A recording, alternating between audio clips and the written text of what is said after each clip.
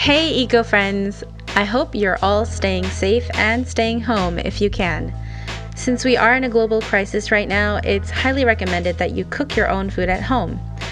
I thought I'd share some recipes that you can make with pantry staples and mainly shelf-stable or freezer-safe ingredients. This first recipe is going to be super easy to adapt to any kind of protein source you have on hand, whether it be tofu, chickpeas, seitan, you name it.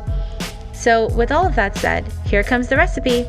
In a pot over medium heat, saute the olive oil, garlic, ginger, and onions until the onions are translucent. Add in the chilies, cumin, coriander, tomato paste, and methi if you have some.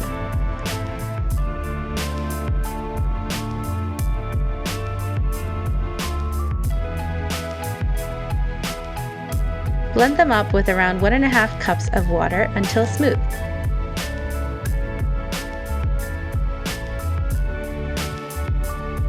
Pour this blend back into the pot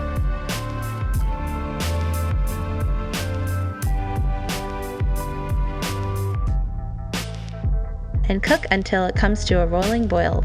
Add in your protein of choice. I happen to have these soy chunks in my pantry that I wanted to use up anyway, so instead of making chana masala, I made chana masala gravy and I used soy chunks instead of chickpeas. So this is just to show you how versatile Indian gravies can be. Now cook for about 10 more minutes, depending on which protein you are using. Finish off the dish with any leafy greens you have on hand. They can be fresh or frozen. I'm using some spinach here.